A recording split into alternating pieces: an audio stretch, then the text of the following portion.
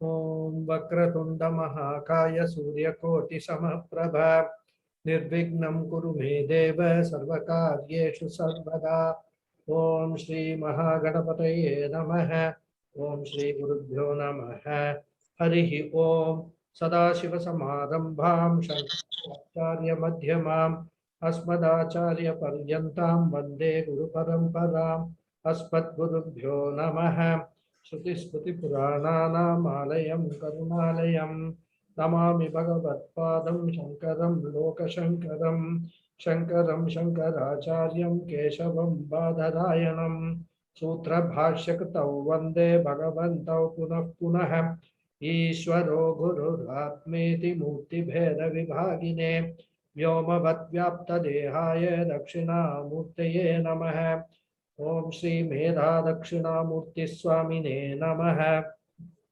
Om Sahana Vavatu Sahano Bhunakto Sahaviryam Karavavahai Tejasvinavadhitamastu ma vidvishlavahai Om Shanti Shanti Shanti Harihi Om Shri Gurubhyo Namaha Harihi Om Satchidananda Rupaya Krishnaya Klishtakarine Namo Vedanta Vedyaya Gurave Buddhisakshine Krishna Dvaipayanam Vyasam Sarvalokahite Ratam Vedabja Bhaskaram Vande Shamadhi Nilayam Munim Sahasramurte Purushottamasya Sahasranetrananapada Baho Sahasranamnam Stavanam Prashastam Niruchyate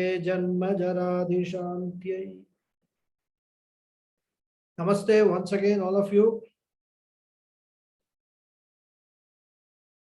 So, in the last class, the last nama we saw was Bhugarbha. Right?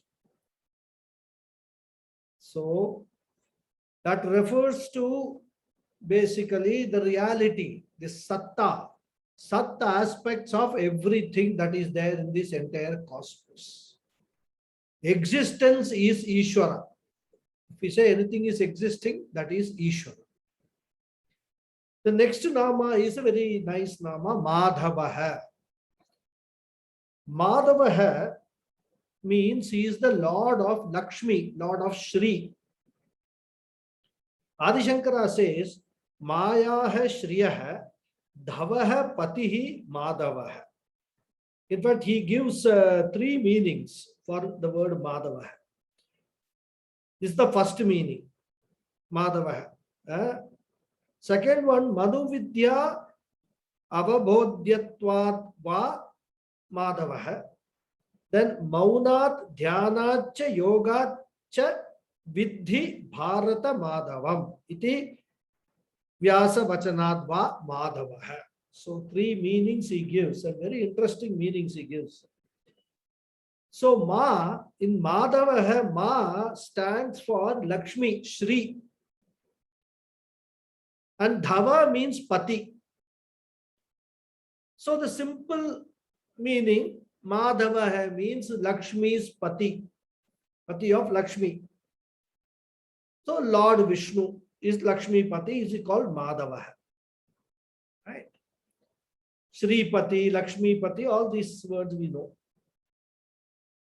Then Adi Shankara brings a meaning for Madhavaha from Chandogya Upanishad. In Chandogya Upanishad, there is a chapter known as Madhu Vidya.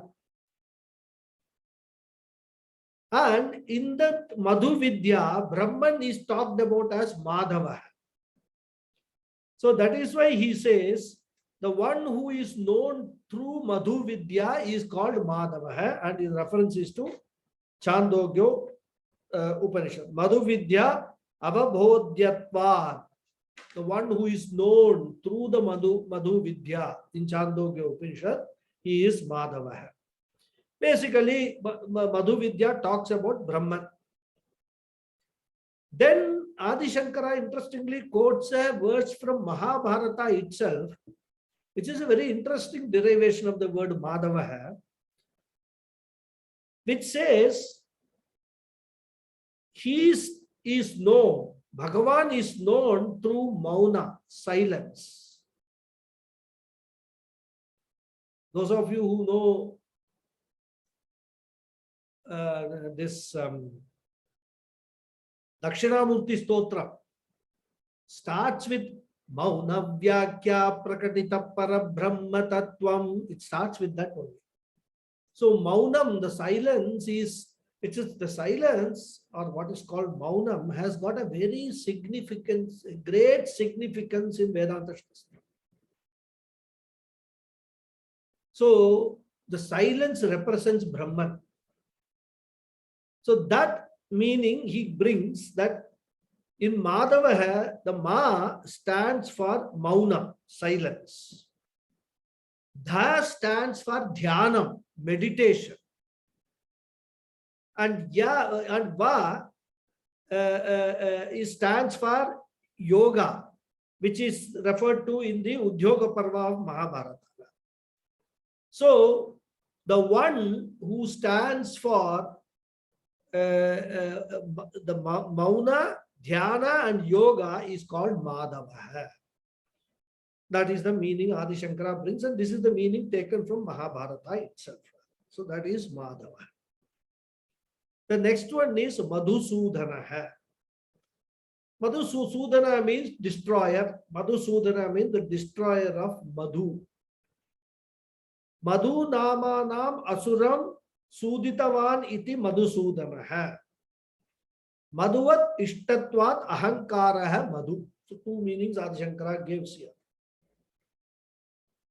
So Lord Vishnu, he killed an asura called Madhu, the demon.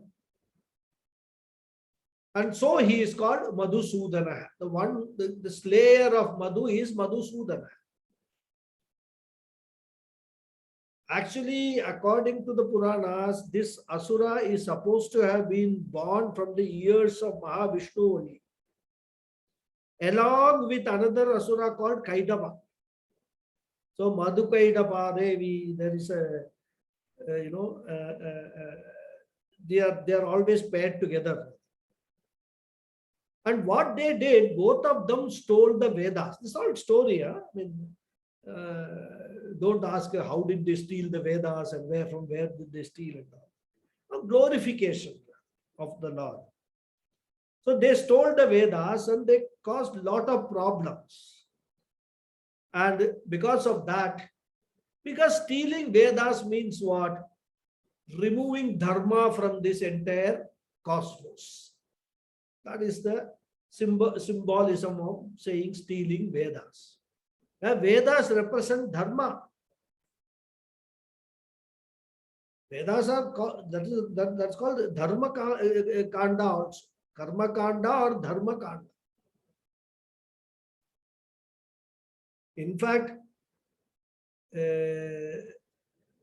Jaimini Muni, when he has written the Bhashyam for the Purva Bhaga of Vedas, it starts with Athato Dharma Jignasa. So now I am going to analyze this Dharma which has been stated in these Vedas, all these Vedas. That is how he starts his Bhashyam for Veda Purva Bhaga. And Vedavyasa, when he wrote the Brahma Sutra, he starts with Atato Brahma Jignata. Brahma Jignata. He starts with Brahma Jignasa. So if you take the Vedas, they are containing two main messages. One message of Vedas is to do with the entire Dharma Shastra, which involves a lot of karmas. Doing everything as per the dharmic prescriptions. And this other part is talking about Brahman, the only reality of this entire cosmos.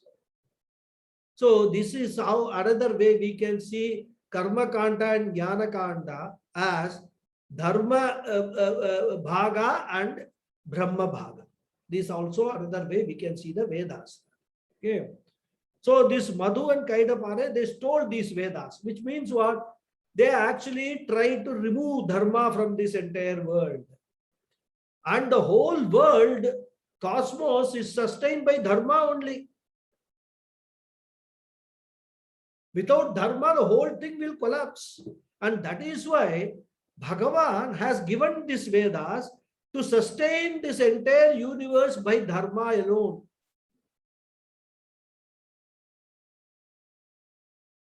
And he has got the responsibility to sustain this world. How will he sustain?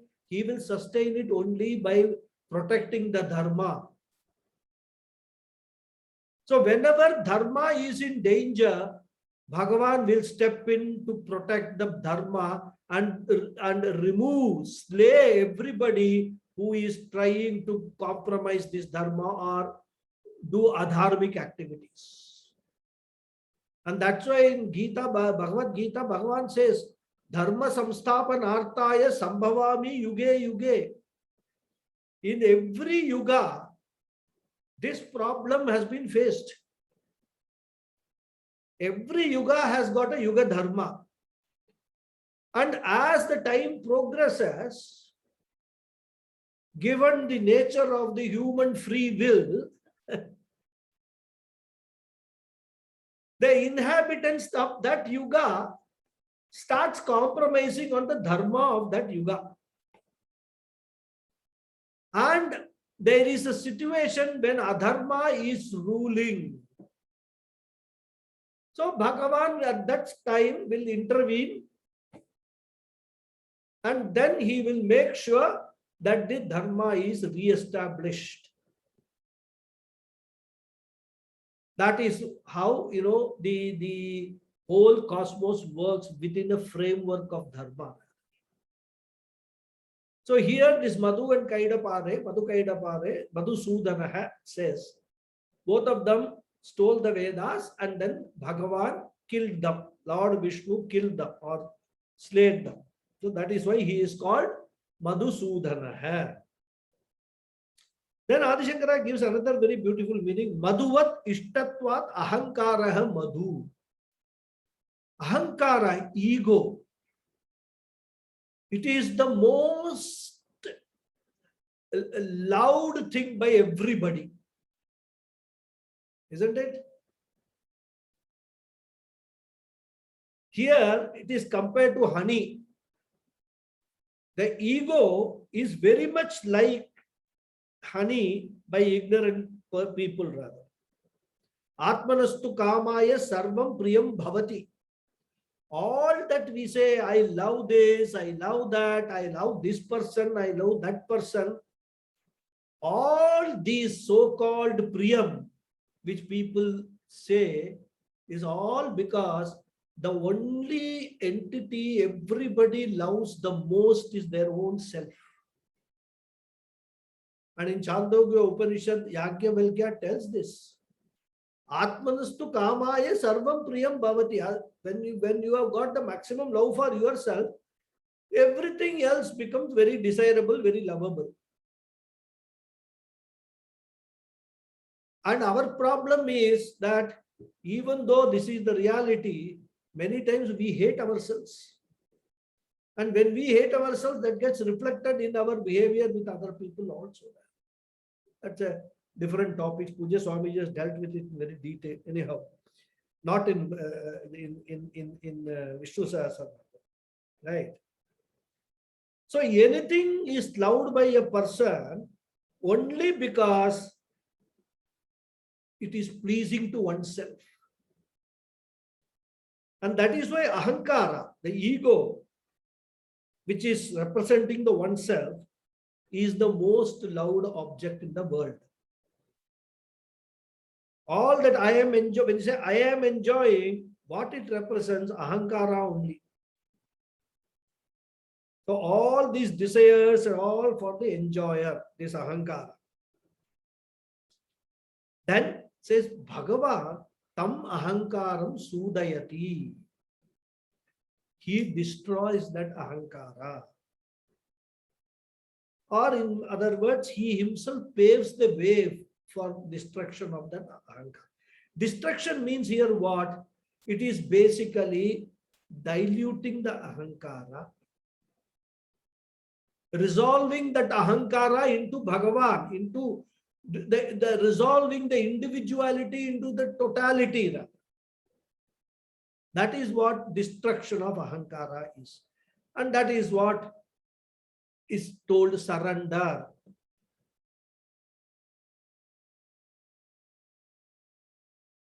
So that surrender, whenever we use the word, it does not mean, surrender means we are surrendering ourselves, subjecting ourselves to be ruled by somebody else.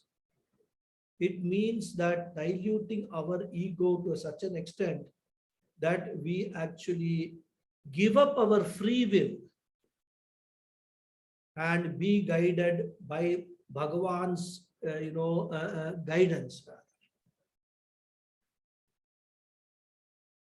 Be guided by Bhagavan's grace. Totally surrender to Bhagavan. That's why it says, Sarva Dharman Parityajya Mamekam Sharanam Vraja. That Sharanagati is what is referred to here. Adi Shankara refers. Because the ego is nothing but it's also Parameshwara, because it is pervaded by Ishvara only. And it is with his grace only we will be able to resolve this ego into Parameshwara. And when we do that, that is moksha. What is one way of understanding moksha is resolving our individuality into the totality. That is moksha, becoming one. Jiva Ishvara Aikyam is moksha. So the bubble of ego bursts and one gets enlightened because of the grace of Ishvara. And that is what is called here. Another meaning we can take for Madhusudana. This is an allegorical meaning taken, which Swamiji refers to it. So now we will go to the next sloka. Ishwaro Vikrami Dhanvi Medhavi Vikramakramaha Anuttamo Duradarshaha Kritagnya Kritiratmavan. So this sloka again has got 11 namas. They are Ishwaraha, Vikrami, Dhanvi, Medhavi, Vikramaha, Kramaha, Anuttamaha, Duradarshaha, Kridagnaha, Kritihi, Atmavan. So 11 are there. So we'll see them one by one. Ishwaraha. Ishwaraha meaning we have seen number of times. The omnipotent, the one who is pervading everything. Sarva Shaktimatvat Ishwaraha, says Adi Shankara. So Lord Vishnu is called Ishwara because he is Sarva Shaktimatvat. He possesses infinite power. All powers are with Ishwara only, with Bhagavan only. Because he is the only one who is qualified to be called the Lord. Because of his omnipotence, limitless power. And he has got Aishwaryam, overlordship over everything.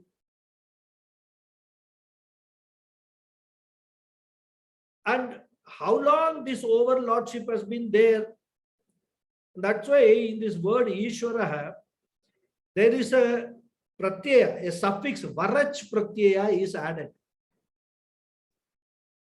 And varach comes in the meaning of Sanatana Bhava, means eternity. So his lordship is not limited to certain time.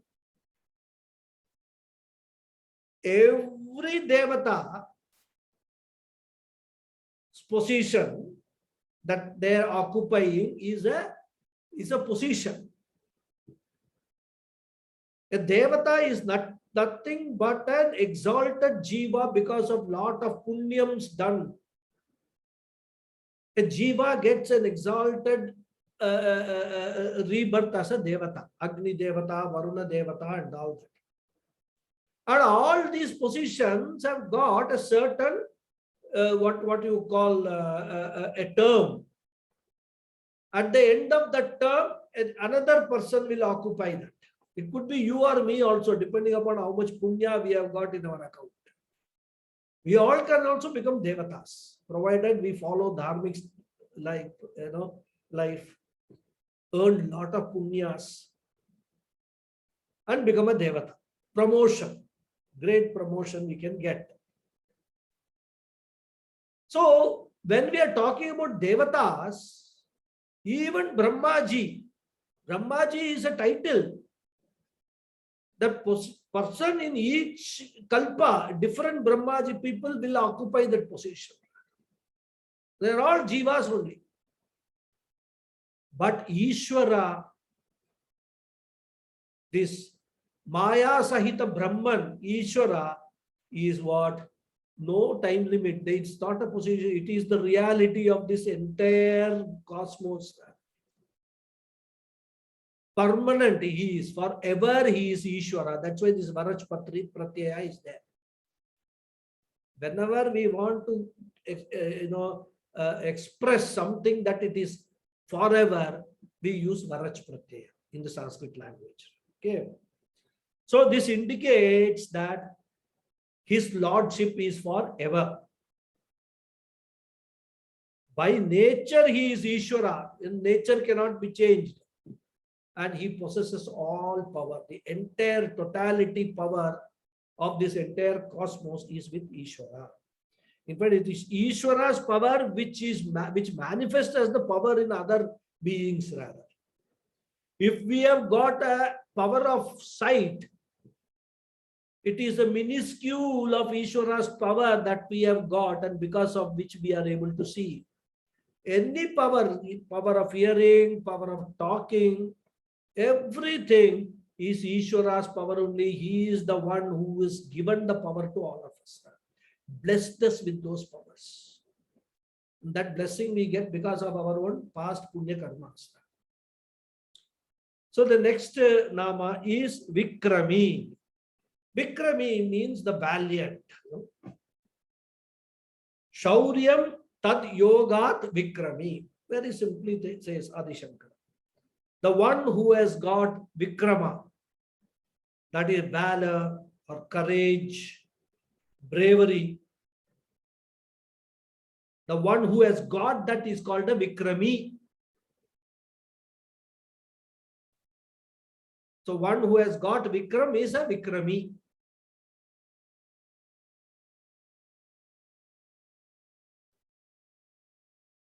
Mostly all these qualities are required by ordinary people only. Now Bhagavan does not have any enemies to fight. Isn't it? He is called compassionate, Karuna Sagara and all that we say. So he doesn't have, and he blesses everything. His grace is available for everybody to tap. So Bhagavan as it does not have any enemies. But the why he needs all this courage and valor and all will be a question. Why should he be called a Vikrami?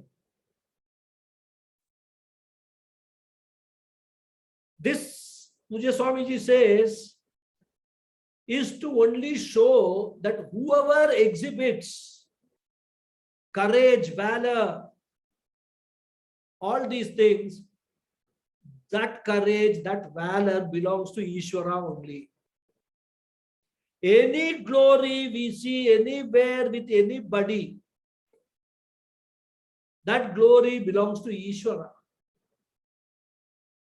Otherwise, from where the glory will come? Ishvara is the dhata of all glories for everybody. Once we understand that and bear that in our mind, whenever we feel that we have accomplished something extraordinary, we will be able to make our ego understand that it is not your achievement. You are fortunate because of your past karmas to have received the grace of Bhagavan, the grace of Ishvara, because of which you have been able to achieve this. And this is a very big thing in our thought process. The more we start thinking like this, the more and more ego we will be able to neutralize. That ahankara will not show. As long as we are carrying a strong ahankara with us, guaranteed rebirth. Guaranteed rebirth and suffering. Guaranteed suffering. If you have already, you feel I have suffered enough in this life. Many of us who are sitting here, we feel that we will be like this always, which is a great fallacy. That it doesn't take time to change the way we are.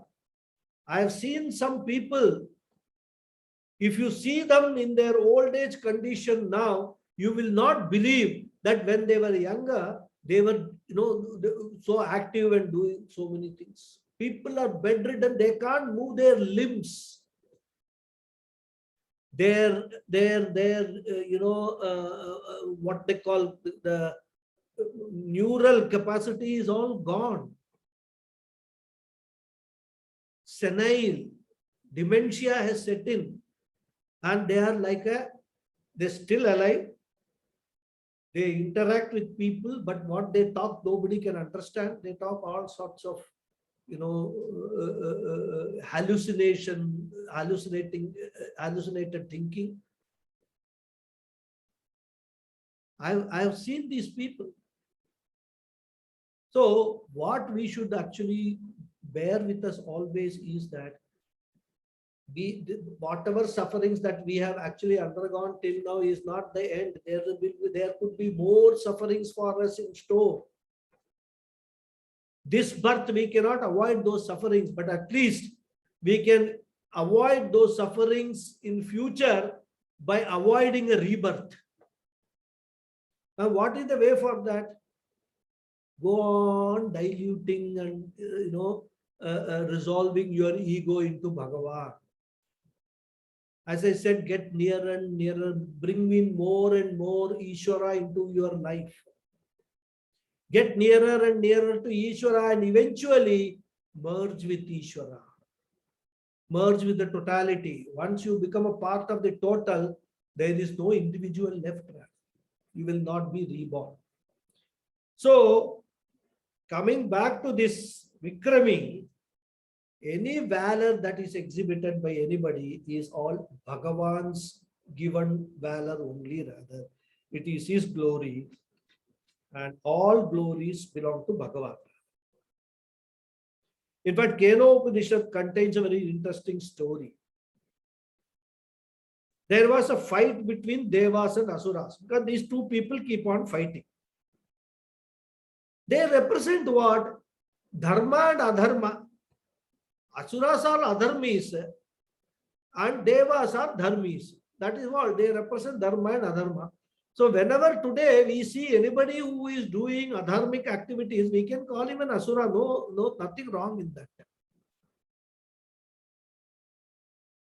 In fact, after all this, the four Brahmana, Kshatriya and all that, we can have only two. Devas and Asuras, Dharmis and Adharmis. Okay. And in this fight, which was happening between Asuras and Devas, because of Ishvara's grace, the Devas won. And they all got very high praise. Everybody was praising Devas. Oh, you won a great war. And so naturally, what happens when somebody praises you like this? You become very proud. The ego balloon starts, getting filled up. So Ishvara thought that these people have to be taught a lesson. So Bhagavan assumed the celestial form and appeared before the Devas. And Indra, of course, is the leader of Devas. He was, they were all celebrating when this celestial form, Bhagavan in celestial form, he appeared before them. They did not know that it was Ishvara in their presence, who is there in their presence, right? But this form was effulgent because Bhagavan is, omnipotent, omniscient. That brightness was there in that form. So they all became curious. Who is this effulgent form suddenly appearing in our midst? So first Agni went to find out. But Agni did not fail. I mean, I'm not going to details. A very nice story in Kena Upanishad. But Agni failed.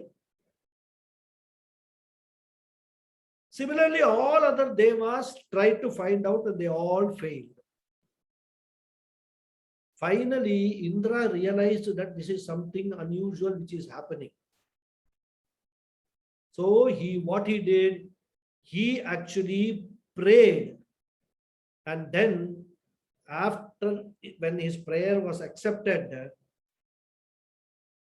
Brahma Vidya appeared before him as Uma. And she taught Indra and others that Brahman is the eye of the eye, the ear of the ear, the mind of the mind, the speech of the speech, the life of life, and intelligent men, by knowing him and the reality of this world, become immortal. This was what was told to Indra. So after learning that, they all acknowledged that their victory was all because of Bhagavan's grace and they need not take undue credit for the victory. Thus, Indra and other devas who are great Vikramis learned that wherever there is Vikrama, it belongs to Ishvara. So he is the God of all gods and all glories belong to him and only him, and therefore he is called Vikrami. And even in his other avatars like Rama Avatara, Krishna Avatara, Parashurama, it's all exhibition of that Vikrama only. Manifestation of that Vikrama only in those avatars. Okay. So he manifests great Vikrama. This is the meaning of Vikrami. Then Dhanvi. Dhanvi means a leader, the wielder of a bow. Right? Dhanuhu asya asti iti dhanvi. Ramah shastra britamaham iti bhagavat vachana. Dhanvi is the one who has got a dhanus. Dhanus means a bow. It is not just possessing the bow, but has the skill to wield that bow, to use that bow. In his avatar, Sri Rama, he was a very famed, Rama was a very famed archer.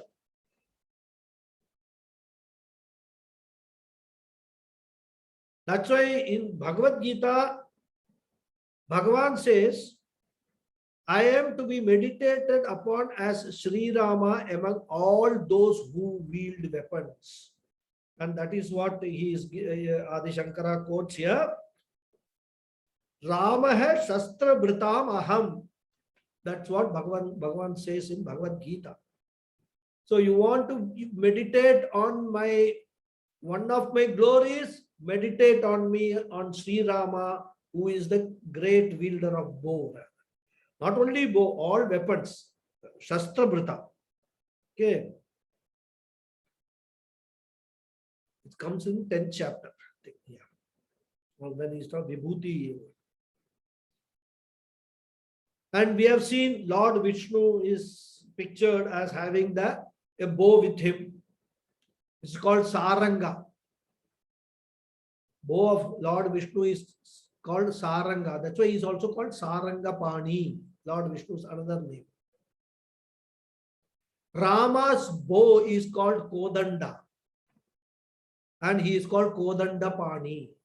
So whenever we see these avatars and all that, the bow is a very, very important element of that avatar. And it is all special bows. It is not the children play with and all that. They are all. Even Rama is a wielder of the bow because he actually stung that Shiva's bow itself, to win over Sita. So that is the glory of Rama. And that glory of Rama is nothing but the glory of Bhagavan only. Okay. So the glory of any archer in this world, all this Olympic archery and gold medal and all, we have won, silver medal, other people have won and all that archery skill, their glories, all are glories of Bhagavan only. They have got that, they have been blessed by Bhagavan for that particular glory. Through that glory, we can actually understand and we can see the glory of Bhagavan. So he alone is Dhanvi, right? Then the next one is Medhavi. Medhavi means the one who has got the power of retention and recollection. Adi Shankara beautifully puts it. Bahu grantha dharana samartyam sa yasya asti sa medhavi. Medhavi is from the word Medha. The one who has got Medha is a Medhavi. Normally we say Medha means memory. That's why people say, Acharyas tell the students in Gurukulam and all, there's a Medha Suktam is there. So every day that Medha Suktam is asked to be chanted. It is very useful. And Medha Suktam is a small Suktam. It will not take more than 3-4 minutes, 5 minutes to chant. But regular chanting of Medha Suktam, you invite the grace of Bhagavan, the goddess Saraswati, for increasing your knowledge, retaining whatever you have learned, and also recollecting it whenever it is required. But here Adi Shankara extends that meaning. He says Bahu Grantha Dharana Samarthyam. It is not only retention and recollection, but the capacity to analyze, grasp, retain, recollect. Not just a few things. Bahu Grantha. So many Granthas. Many disciplines of knowledge. The one who has got the power is called a Medhavi. And if anyone has got this power, it is nothing but glory of Parameshwara. Again, quoting Gita, Bhagavan says, Buddhihi buddhimatam asmi. I am the intelligence of the intelligent people. That's what he says. So, Medhavi means, because he has got all knowledge. Because of he has got all knowledge, he is omniscient. That is why Vedas have been given out by him. He is able to give the Vedas to the humanity. So he is Medhavi. Then Vikramaha. We have already saw Vikrami. Now he is Vikramaha. So here the meaning is different. The one who has measured the entire universe. Vichakrame Jagat Vishwam Tena Vikramaha. Vina Garudena Pakshina Kramadva Vikramaha. This is what? This is the beauty of Adi Shankara. But for this commentary of Adi Shankara, we would not know why Vikrami and Vikrama are different meanings. Sound the same, isn't it? Everything is same. Vikrami is there, Vikramaha is there. But Adi Shankara brings two different meanings for that. Words are same, but meanings are different. So here the reference is to the Vamana Avatara of Bhagavan, Vikrama. The Lord enlarged his form. We all know the story, of Vamana Avatar. He comes to what we now know as Kerala Pradesha, right? And then he comes in the form of a Brahmin, small Brahmin boy. And then I don't want to go into the story. So he enlarged his form, strode all the three worlds, measured the three worlds with his feet. And that is why he is known as Vikrama. So, being Vishnu, he is all. That is another meaning we can say, because he is all pervading. Once he is all pervading means what? He knows he has measured this whole world through his presence, through his pervasiveness. And being Ishvara, he is all powerful. Hence the overlord, this we have already seen. So, like Vamana, in the Vamana Avatara, he exhibits this by actually striding this world in 3 steps. And the last step, where did he put? On the head of Bali Chakravarti. Mahabali. He says, I don't have place for the third. He says, you take as much land you want, where you can actually 3 steps of land of yours. He thought that Mahabali thought, because he was a very great, charitable king. Rather. He will never say no to anybody. So this is another story, Vamana Avatara story, which shows how Bhagavan actually, makes us shed our ego. Even though he was a very great charitable person, he had this ego in him that I am give anything to anybody. I will never say no to anybody. So Bhagavan wanted to put a stop to that kind of a ego.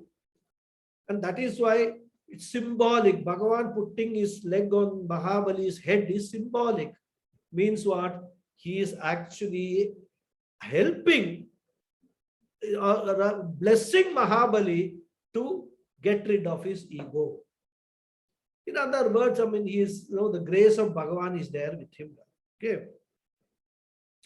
So the one who has traversed this entire Jagat is called Vikrama. And we also, the word we has a meaning of Garuda. Right? And that is the meaning Bhagavan Adi Shankara, second meaning he gives. He brings that Vina Garudena Pakshina Kramadva Vikramaha. The one who actually moves around in Garuda as his vehicle, he is known as Vikrama. This is the second meaning of Vikramaha. Then next one is Kramaha. Yeah, how beautifully the words are arranged. All Vishwacharya's words. Kramaha means the cause of movement. Kramanat Kramahetudva Kramaha, says Adi Shankara. Okay, Hetu. So Lord Vishnu is the Adhisthana Devata for all movements.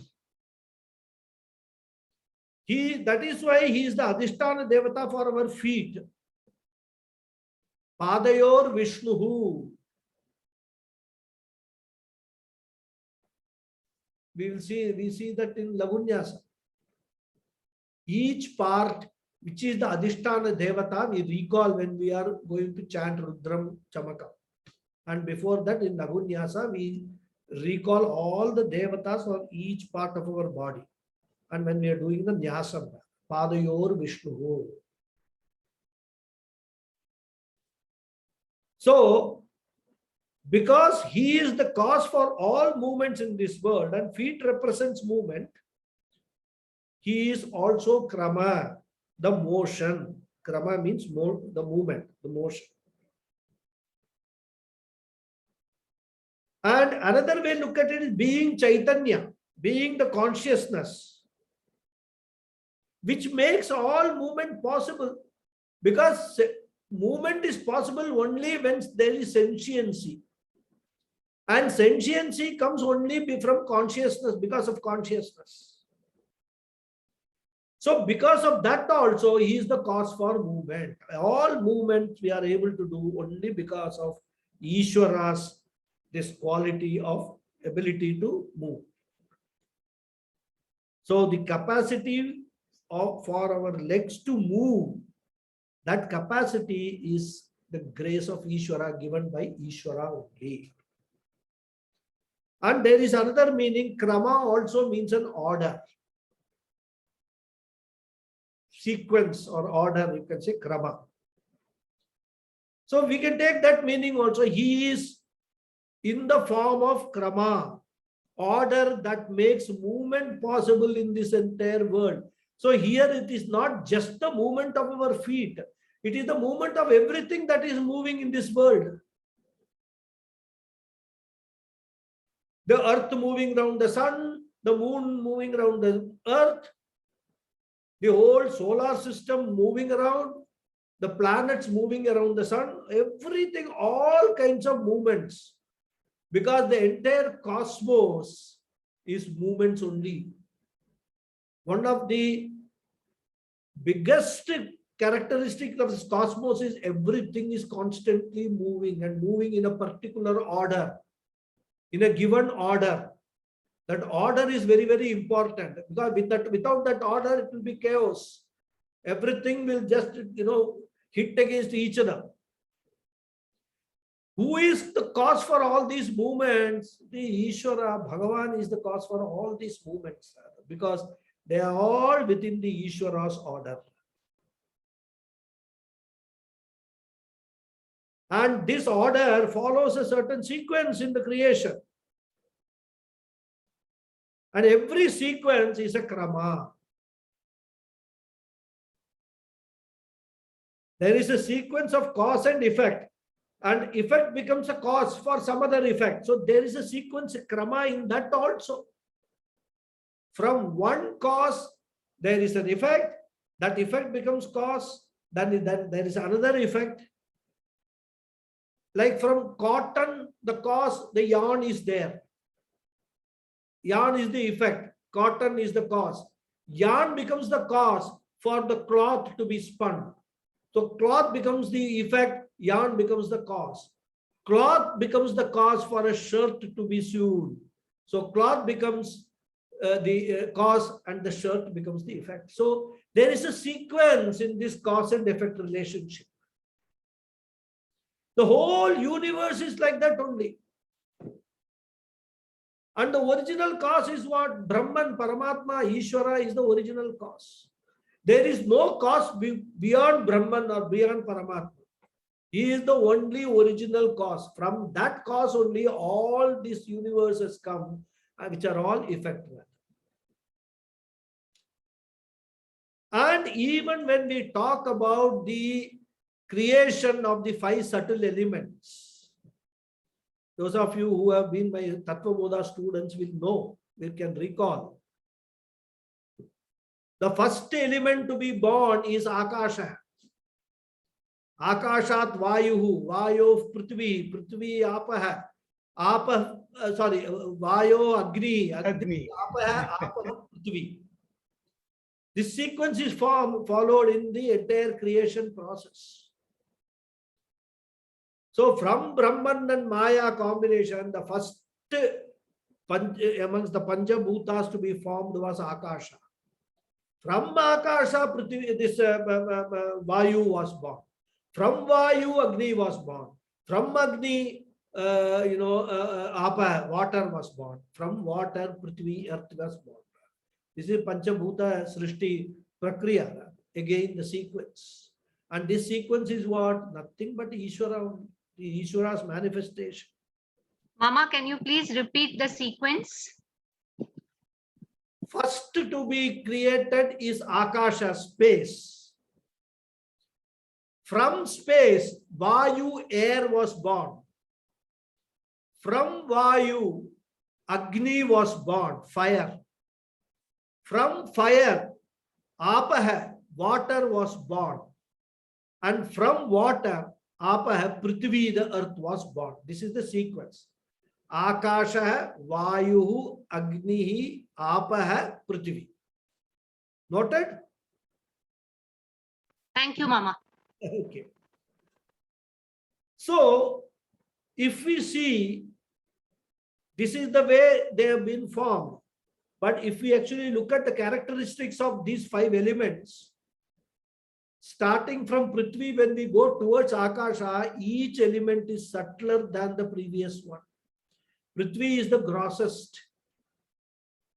It has got all 5 characteristics.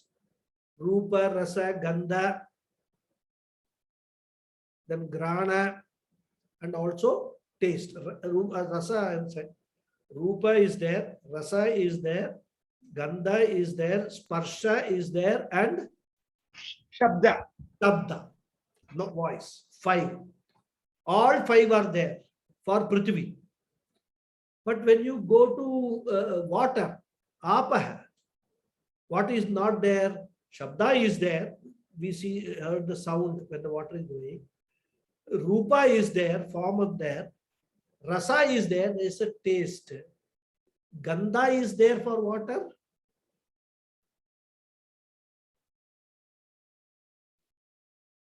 Smell is there for water. So water has got 4. You can touch, water has got touch also. Sparsha is there. So Gandha is not there. So water has got 4 elements, 4 characteristics. 1 less. So the more the characteristic, the grosser is the element. So as we go up and up and up, Akasha has got only 1 quality, 1 characteristic, Shabda. Akasha space has got no Rupa, no Rasa, no Gandha, no Sparsha. Only Shabda is there for Akasha. That is also a sequence. So all this krama, all these sequences that we experience, all Ishvara, that is why he is called Vikramaha, Kramaha. That's how we have to understand. And in fact, what will happen during Pralaya, the sequence will get reversed. The sequence of creation will get reversed. The first to completely get destroyed will be Prithvi. And the Prithvi will be destroyed or unmanifested. I should not use the word destroyed. Unmanifested, become unmanifest form and merge into water. That's what we call Pralaya. All, in all religions, this is accepted. That when the creation ends, there will be water everywhere. The deluge, what they call it. So water will be there. But then what will happen after that? Nobody knows, because nobody will be there to see what happens. But what will happen? There will be fire all over the place. This entire water will get absorbed into the fire. And then there will be air blowing. And the whole fire will be put out, and then it will get merged into the air. And when that air will stop, it will get merged into space, and space will get merged into Brahman, and the whole universe will become unmanifest from a manifest. This is the sequence again, reverse sequence also. will be there. The krama will be followed there also for pralaya. So both ways, for Srishti as well as pralaya, samhara, the krama will be there. And that is, and all this krama belongs to Ishvara. He is the one who actually lays down this krama. And that is why he is called Kramaha. Okay. I think we have got time for one more nama. So Kramaha is in the form of this order of this entire universe. Anuttamaha. Anuttamaha, very simple. Avidyamana uttamaha yasmat saha anuttamaha. The one who has none as superior to him. Uttamaha means superior. Anuttama is the one. It should not be mean that one who is not a uttama. We must be very careful. Well, anuttama can also mean who is not superior. That meaning we should not take. We should take the one who does not have any superior. That's why Adi Shankara says, Avidyamana uttama. Avidyamana uttama yasmat. The one who does not have anybody higher to him, superior to him, is anuttamaha. He has nobody superior to him. He is the Lord of all this entire universe. Most exalted, unparalleled entity. Mahanarayana Upanishad, Puji Swamiji quotes, Yasmat param na aparam asti kinchit. That is how it describes Paramatma. There is nothing superior or inferior to him. Why? Because he is the only reality. We go into Upanishads and all, we will understand what is this reality is. Why it is only reality. And even in Bhagavad Gita, Arjuna tells, there is nobody equal to you, hey Krishna. There is none sama or equal to you. There is the question of having somebody superior to you. Abhyadhika, he said, uses the word abhyadhika. There is the question of having somebody superior to you, because Arjuna understands that it is Lord Krishna in form, but Swarupataya, he is Bhagavan, he is Paramatma. That is what it is. Okay. You see, Duradarsha will take some time. We will take that in the next class. Duradarsha. Okay. I'll say the prayers. Om Purnamadav Purnamidam Purnat Purnamudachyate Purnasya Purnamadaya Purnameva Vasishyate Om Shanti Shanti Shanti Harihi Om Shri Gurubhyo Namaha Harihi Om. Thank you all. Namaste Guruji. Thank you, Guruji. Hari Thank you, Om. Mama. Thank you. Thank you. Thanks, Guruji. Hari Om. Hari Om. Thank you, Guruji. Thank you. Thank you, Guruji. Hari Om. Thank you. Very nice. Very nice. Thank you. Thank you. Dhanyawad. Thank you. Guruji, in the Kenopanishad, you mentioned a name which was not very audible. When the effulgence came and Agni could not identify it, what was the deity that came? What was You the? mentioned there was a deity or some effulgence that came in the Kenopanishad, which Agni could not identify. Yes. And what was the name of it? You said something, it was not very audible. I said that a celestial being. Yeah.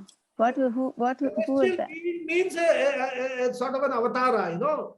It is not belonging to the earth, but to the what is called. Guruji, you said a name.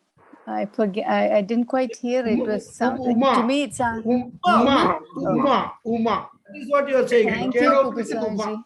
See, Bhagavan appears as appears as Brahma Vidya in the form of Uma. Uma. Okay. Uma Maheshwara. Ultimately, it's all Parvati Parameshwara is there. So he appears as Uma. This is a story in Kena Upanishad. And that too, when Indra prays, that please reveal yourself. we accept that you are greater than us. So he actually then, compromises on his ego.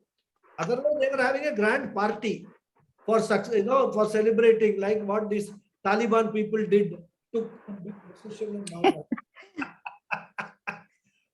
So Ishvara came. This I will teach you a lesson. See, Yeah. all these stories in these are very interesting stories are there in all many Upanishads, rather, and they're all, the one message is that Ishvara is the superior most. That we have to go, go through all these stories again and again and again, put it in our mind and acknowledge that. That is the what was the purpose or the message of all these stories. It's a very interesting story. It's a long story, of course, because Agni will go, Vayu will go. So many things will happen. So Agni, Vayu, will go and say, I am very powerful. So then Bhagavan in that form, he'll put one small blade of grass and blow this. Vayu will try to blow it, it will not, the grass will not move. So Vayu will say, okay, fine, I cannot do it like that. So similarly, Agni, he will put something, say, burn this. Then they all realize that this is a more powerful being. And they all go back to Indra and say that we cannot find out what this being is. You please go and pray. So it's a very interesting. All the yaksham spirit. Sorry? They generally in Upanishad they say yaksham. That is Yaksha, spirit. yeah. That the word used in Upanishad, Yaksha. Yaksha means what? Yaksham, the spirit. Yaksha, Kinnara, Gandharva, all those celestial beings, Yeah. They're all, sort of humans only in exalted forms. That is exalted jivas, not humans, exalted jivas. They're different forms. So that is a story in Kena Upanishad. Thank you. Thank you, everyone. Hari Om. Any more questions? Guruji, Yeah. last week at the end of the class, I inquired about that Hiranyagarbha Bastam. Oh, I forgot. Sorry. No problem. Well, no problem. We'll see it next week. I will certainly next class I will remember. I totally Okay. forgot. Busy with so many things. Okay. I will. Thank you very much. 100% I will. Thank check. you, Guruji. Namaskaram. Thank you. Thank you. Hari Om. Sorry. Any more questions? No. Okay. Okay. Hari Om. Thank you very much all. See you next Sunday. Thank you, Guruji. Thank you. Thank you.